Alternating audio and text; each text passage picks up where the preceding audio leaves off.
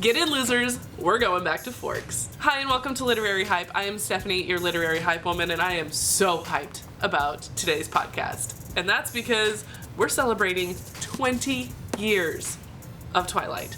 20 years. This book first came out on October 5th, 2005. I almost said 2025. That is this year, which means it is 20 years old.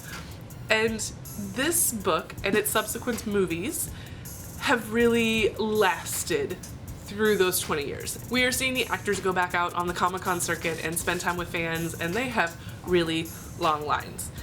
And I mean extremely long lines, because today's conversation is with Jackson Rathbone, who played Jasper in the Twilight Saga. And I'll admit it, I sat waiting for him to be available, for him to have a break in his line for probably 4.5, 5 hours.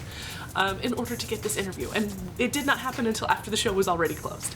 So that just shows that these guys are still beloved, even all these years later. So without any further ado, here's my conversation with Jackson Rathbone, aka Jasper from the Twilight Saga.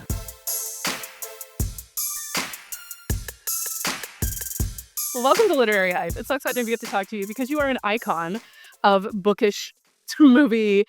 So many girls that are now super big readers started with Twilight.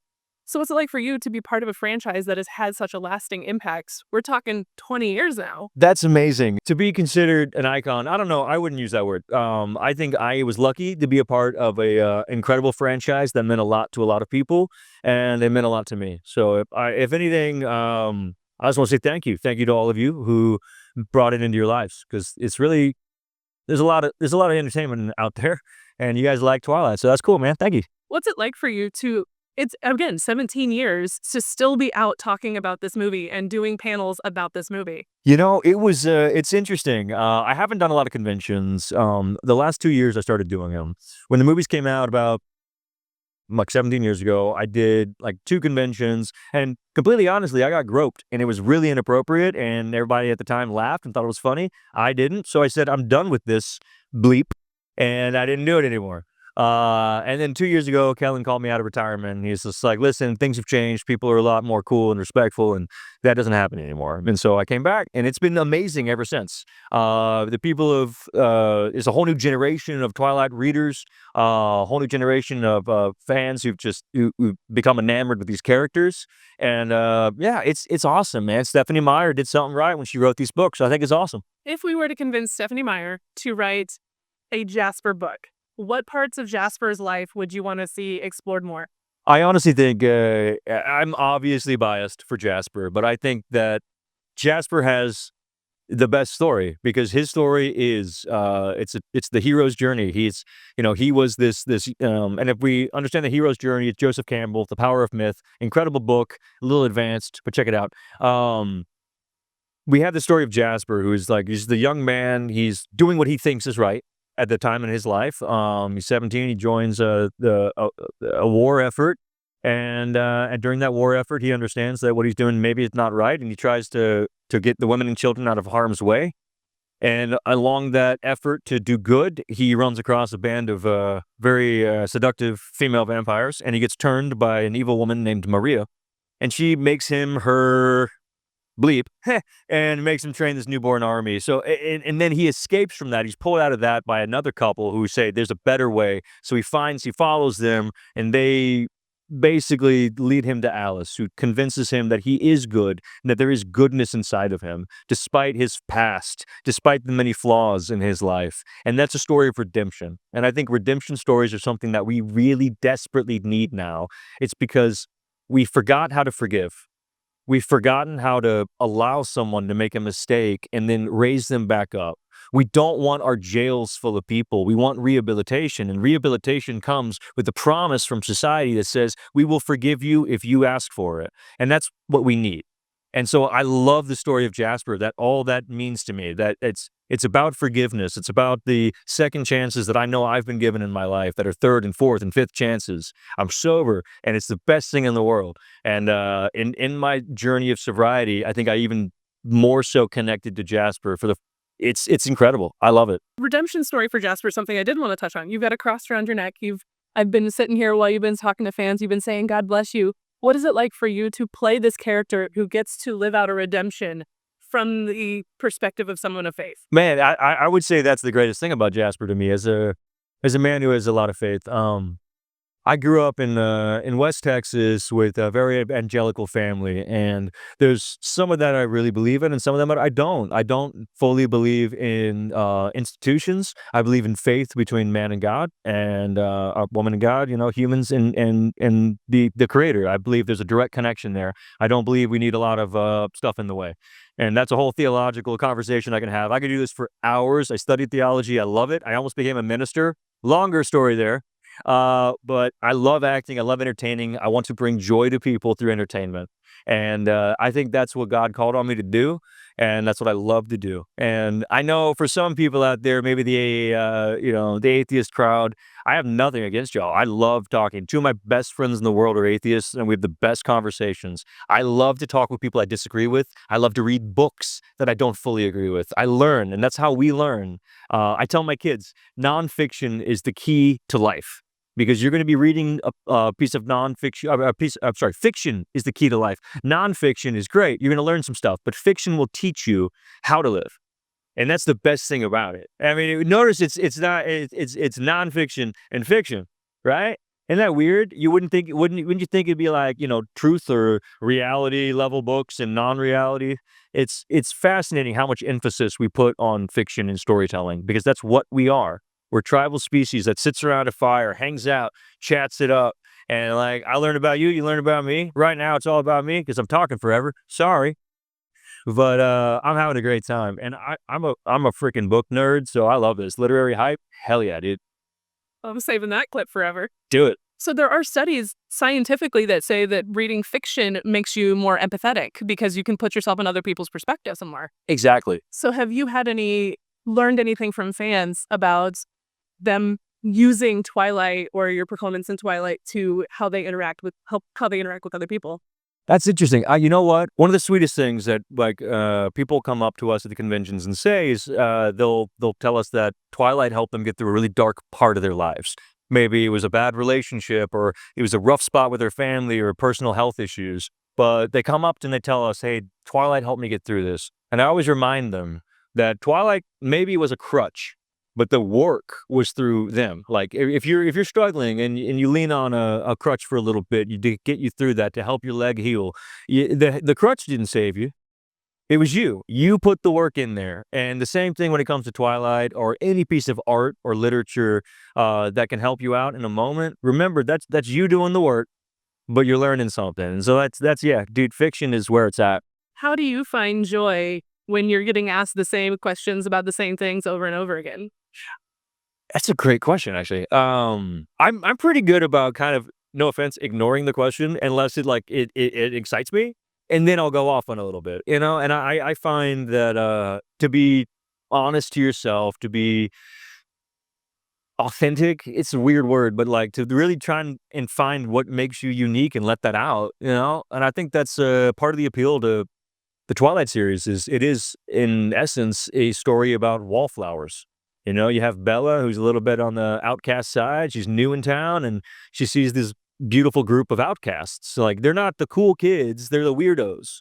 They might be pretty weirdos, but they're weirdos in this school. And I think we can all relate to that in our lives. At some point, I think every single person, no matter who you think they are, they're going to feel alone at some point in their lives. I know a lot of kids that I grew up with who were jocks and cheerleaders, and I'm an artsy kid. But I talked to them, reconnected years later, and they were just telling me like how lonely they felt in high school and how they didn't feel connected, and how I had one buddy of mine telling me how he was jealous of me because like I could be friends with every group, and he felt like he could only hang out with the jocks because he wasn't allowed to go out there, and he wasn't allowed to be a little weird or freaky or whatever, right? So let your freak flag fly. Remember, you're not alone. Go out there and enjoy yourselves. Find great books. Find great friends. Share your stories. Be authentic to who you are. You are unique. You are placed on this earth for a reason. And maybe that reason is just hanging out and having a good time. So enjoy yourselves. Are there any stories that you have wished you could tell from Twilight from in the past 17 years that no one has asked you enough to prompt you to tell? Not really. Honestly, it's been 17 years of doing interviews and all that. I'm only saying this because the technology's there. They can de-age me, but I would 100% do a Jasper origin story film. If nothing else, let me produce the damn thing because I know this character inside and out. I love Jasper. I love Alice. And I think their story is the story that we need. I think we need a rehabilitation story. We need a story of redemption. We need a story where we allow for other people to make amends. Because like I'm sorry, I don't believe in banishment. I don't believe in canceling. And you know where I learned that from? It was The Chosen. The Chosen was one, and then there's the other one, where they share the memories. The Giver. The Giver was a great story too. And like, you know, there's these stories, these pieces of literature from my past when I was a youngster, that I share with my kids now because I know they have great moral lessons. And at the end of the day, it does make you empathetic because you are in the front row seat to somebody else's life. And regardless if they're real or not, you get invested. You put yourself there, your heart races, you worry, you can't wait to turn that next page. I have a problem where it's like I'll read really fast and sometimes I'll skip over things and have to kind of go back a little bit, but then I want to get to that next page as it's getting exciting and interesting. But that's literature for you. It's the best thing in the world. Are there any book adaptations that you wish you could be part of? Oh my God, yeah, The Power of One by Bryce Courtenay. It's an incredible book. They made a feature film out of it, and I think it won some big awards. But it's very, very not honest to the book. And the book was really about apartheid in South Africa and this young man who's a boxer. It's a really, really amazing, powerful story. I really like that. I'd love to be a part of that. And then honestly, I want to get into the Marvel and DCU world, baby. I want to go blow some stuff up and be all silly. I think I get along real well with James Gunn and his crew over there at DCU. I don't know. Marvel's stepping it up back these days. I love Fantastic Four, and I love what they're doing with the new phase. So anyway, if you want, I'll play. Kellan and I were talking about, we're going to try to do this. This is actually the first person I've ever told. We're going to try and do a Twilight After Dark panel. That would be So we're going to get R-rated. Tell some dirty stories, have fun, talk about Breaking Dawn Part 2, Breaking Bad. You know what I mean? Yeah, let's get it. Last question I always ask, because this is Literary Hype. What books are you hyped about? Ooh, what books am I hyped about? Like, I'm a huge Malcolm Gladwell fan. I know we talked a lot about fiction, but like Malcolm Gladwell is like my guy. And I just got my kid into it. He's 13. And I gave him Blink first. Blink is a fantastic introduction to the world of Malcolm Gladwell. Fantastic writer. It's essentially popular, like, psychology, like pop psychology. It's fantastic writing. It's really easy to read. It doesn't feel like homework. It feels like a joy. And then one of my favorite books of all time is 100 Years of Solitude by Gabriel Garcia Marquez. And that's up there with magical realism, which is just a genre of literature that I love. And I love it when we see a little bit of magical realism in film. There's a great Greek I think it's Greek, director named Yorgos Lanthimos, and he did an incredible series of films. Most people know The Favorite with Emma Stone, or Poor Things with Mark Ruffalo and Emma Stone, or his newest movie, Kinds of Kindness, with Jesse Plemons and Emma Stone. But before Emma Stone, there was also Dogtooth, which is one of the best movies you'll ever see. Check it out, Yorgos Lanthimos, Dogtooth. It's subtitled, but y'all are readers, so don't let subtitles stop you. Thank you so much for taking time to talk to Literary Hype. Literary Hype, let's get it. Thanks again to Jackson for taking time out of his convention schedule, and by convention schedule, I mean really like making sure that he was leaving the convention, because this was the last thing he did before he left the show for the entire weekend. So it was so great to get to sit next to him and see how he interacts with fans, and he is truly so genuine and loves getting to talk to people. One of my favorite things that we did not get a chance to talk about because he did need to leave is how during his photo ops, he would be taking the pictures, and while they were taking them, just go Jasperize, and then like, so it was so funny to watch people's reactions to that, to see how they interacted with him. He's a gem, so definitely check out any other works that he does, but also the Twilight movie franchise. If you have not read Twilight or want to get your hands on the new 20th anniversary set, definitely check out the links in the description. If you enjoyed this conversation, don't forget to like this video, subscribe to the Literary Hype YouTube channel if you've not done so already, and share it with a friend. Thanks so much for watching. I'll see you next time.